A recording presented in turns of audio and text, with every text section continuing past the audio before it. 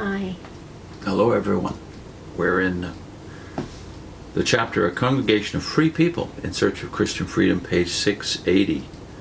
And Ray Franz is now taking up the difference between unity and uniformity. How much control do we have to have in Christian meetings and congregations?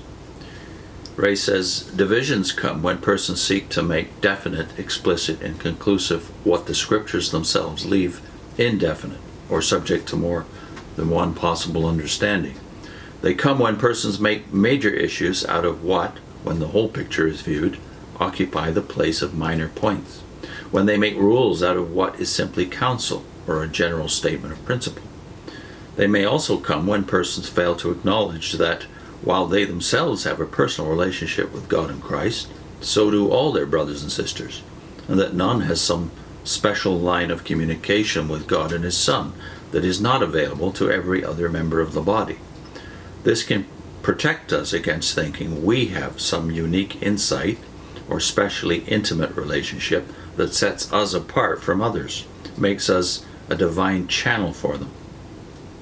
When Paul wrote to the Corinthians, urging them to be united in the same mind and the same purpose, the context shows that he was appealing not for a total uniformity of understanding of each and every point in Scripture, but rather for the putting aside of divisive attitudes that were splitting them up into factions, so that they could be of a united disposition and outlook. The test of true unity is not uniformity of belief on every single point. Paul's letters, almost without exception, show that among Christians in the different places to which he wrote, some saw certain things differently from others. Christian unity proves itself genuine when differences of viewpoint do exist, and yet the persons holding such differing views refuse to allow this to divide them. And they do this because of recognizing that, while differing in understanding of certain points, they are members of a spiritual family, sharing a common faith based on clearly stated foundational teachings contained in the good news.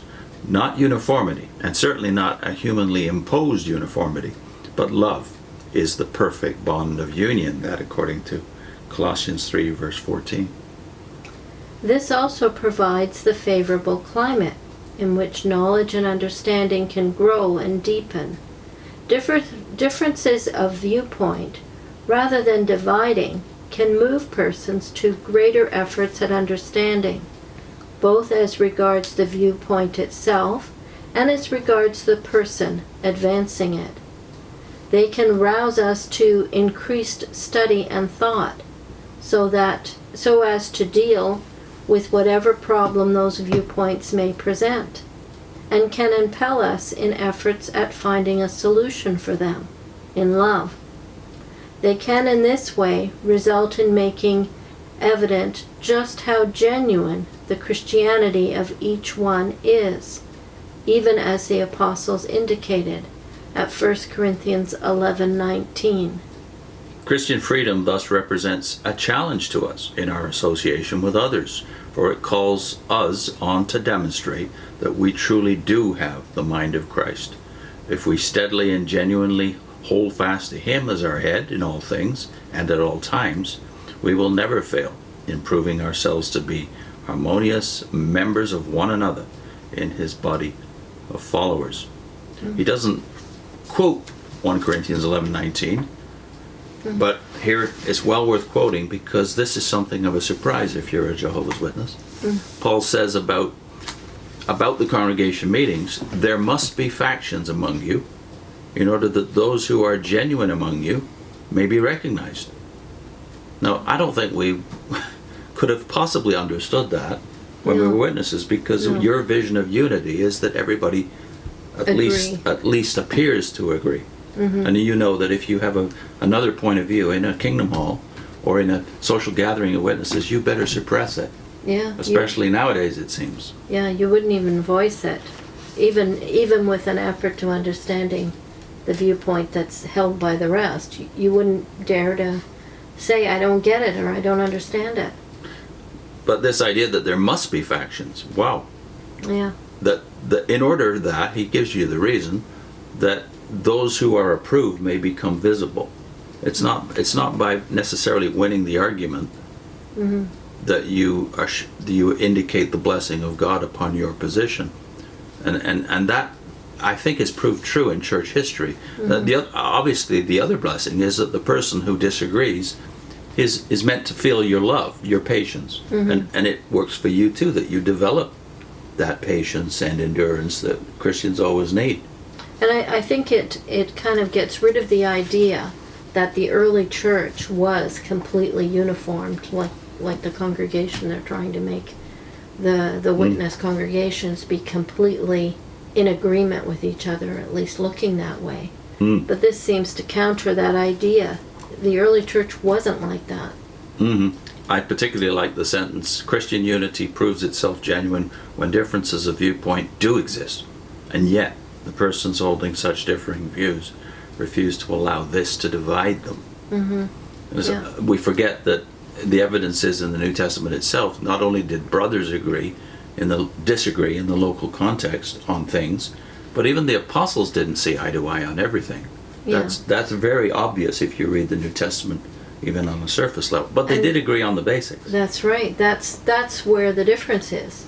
There was a foundation. There were things that they all agreed on, and that's why the church eventually put them in the form of creeds. Yeah.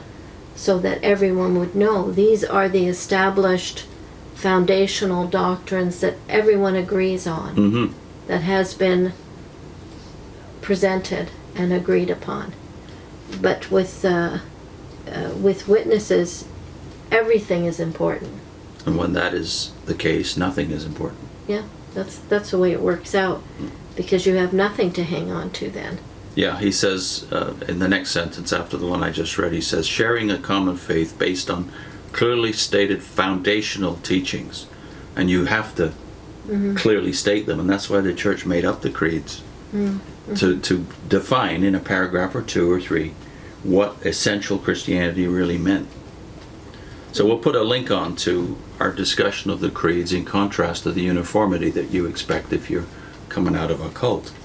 And also to a discussion Ray did earlier in the book on unity versus what amounts to the Watchtower's definition of unity, which is actually Joe Rutherford's uniformity enforced. Because ever since Rutherford's era, disfellowshipping and other social consequences that affect Jehovah's Witnesses have basically kept that uniformity the norm now for something like 75 years.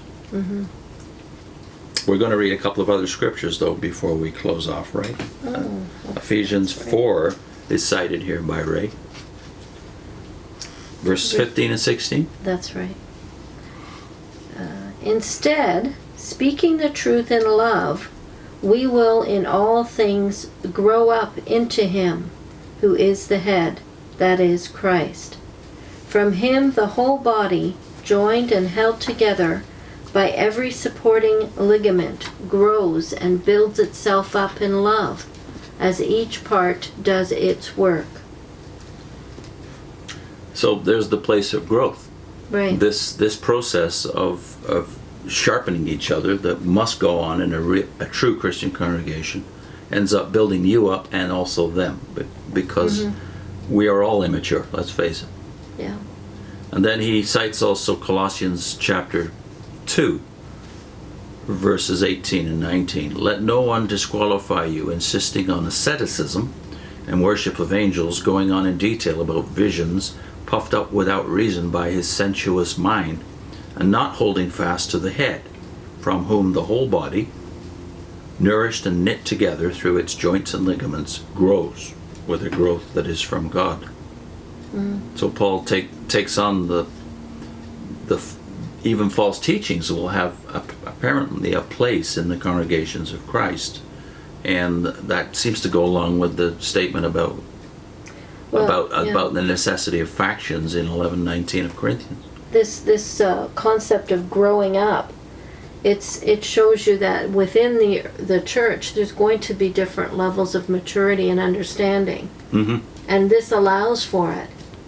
If you don't let people speak, and talk about things and have disagreements, you're actually stifling the growth of the individual people so that they can't mature. Mm-hmm. And we know even today there's different views, as Paul cites here, on worship of angels, or at least the place of angels, and visions, and the role of visions. Are visions normal for Christians today? There's a big debate about that. And then the one that was very obviously the case in the first century was asceticism, as he says here, that basically the Jewish restrictions usually relating to food. All of that was disputed, and he also cites Romans here in the same chapter, or the same paragraphs. Romans is the thought he seems to have at center of this discussion, and we have that other video I just mentioned where Ray discusses the difference between real Christian unity and the uniformity which passes for unity in JW circles. So that It doesn't allow for conscience. no room for conscience in that kind of definition of unity. No. So that video's on your screen, and also the one on the creeds. Mm-hmm.